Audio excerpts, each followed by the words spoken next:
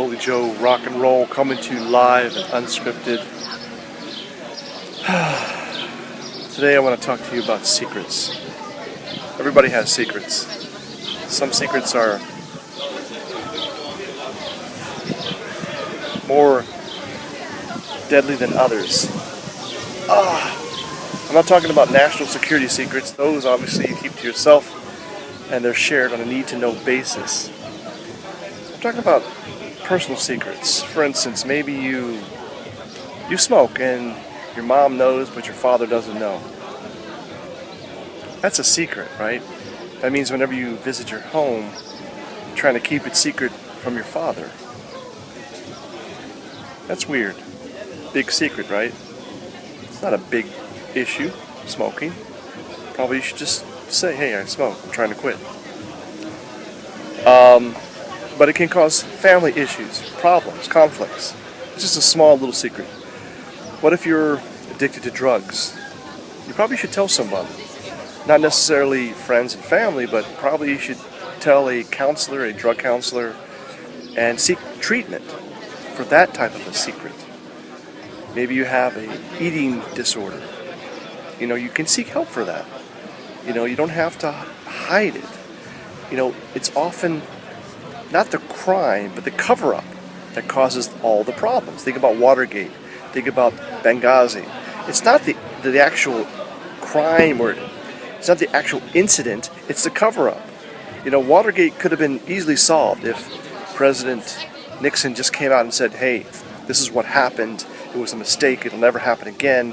We were concerned, and they could have said we were concerned about some, communist infiltration of the Democrat Party. They could have white-lied it and probably gotten away with it. Benghazi, it's another issue. Obviously, it was before the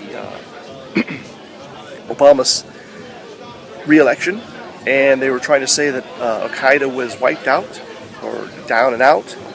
And in fact, elements of Al-Qaeda, which is really not a centralized organization, it's just a bunch of people who believe in a certain radical ideology, they're still out there, and they're still active, and they're still conducting criminal activities. We saw what happened in Boston and in London. I mean, these are splinter cells, just self-activated idiots that are doing stupid shit, killing people. For what? And on that topic, a slight side segue, the Islamic dream of some caliphate, it's just simply not going to happen. Look what happened with the Arab uprising. These people are angry. I'm talking about Arab people, Middle Eastern people. They are angry at a lot of things. And they may have been angry that certain governments were not exactly American puppets, but say they were Western leaning, almost fascist type regimes, but they were elected governments. Whether they were elected fairly or not, that's another issue. But these people are angry, and they are not getting the services and the benefits of our modern world, our modern society. Are they interested in modernity? Are they interested in that? That's another issue. Young people are. We can see that young people around the world are the same, pretty much the same. They believe in equal rights. They believe in McDonald's. They believe in achieving their to the maximum of their abilities. And they don't want anyone, including a government or some ideology, getting in the way of those dreams, those aspirations. So radical Islam as a concept it's bound to fail. Because who the hell wants to live under that kind of a regime? And I would further argue this. In the U.S., it's been pretty mild. I mean, you see some of the people that are doing things are usually not U.S. citizens, or they're newly minted U.S. citizens. But in other countries where the populations have not really assimilated, like in England, where we see, probably as a historical result of the class system, they're not really being integrated. But also part of these freaks that, let's say they come from Pakistan. If you want to have a Islamic government, move back to Pakistan. You'll have it. You're not going to impose it on Christian people or people who have Christian roots, whether they are actively believing in Christianity or religious people or not. Those Western values are inherent to Western Europe and the United States. That's not going to change. A little bit of socialism is coming in. We see that, obviously. But Islam and Sharia law is not part of that. It's simply not part of that. It's not acceptable to the vast majority of people, and even the vast majority of Muslims that live in Western countries.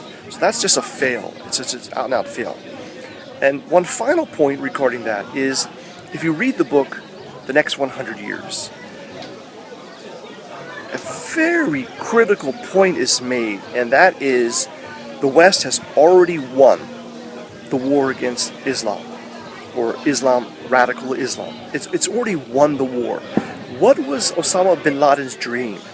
His dream was that when he toppled the World Trade Center buildings, that all of these Arab people would rise up and they would fight against the West. That simply didn't happen, and it's not going to happen. Because what happened with the Arab Spring, these people were fighting against their governments. They weren't fighting against the West. They were fighting against their own oppressive governments. Look at even the Green Revolution in Iran. These people were fighting against their government. They're not even thinking about the U.S. or even Israel. The little Satan, the great Satan. They're not even thinking about that. They're thinking about, hey, we want freedom. We want to eliminate these oppressive regimes. And that, I believe, is the history. What's coming is going to be a gradual elimination of these theocracies, these governments run by a religion or in the name of a religion, which the people simply don't want. So, getting back to my original point, secrets. If you have a secret, deal with it. Tell someone who could help you. Now, it can be a parent, it can be a friend, it can be a counselor, it can be some professional who can get you treatment. And that's the tip of the day, the word of the day. Holy Joe Rock and Roll coming to you live and unscripted. Until next time, peace.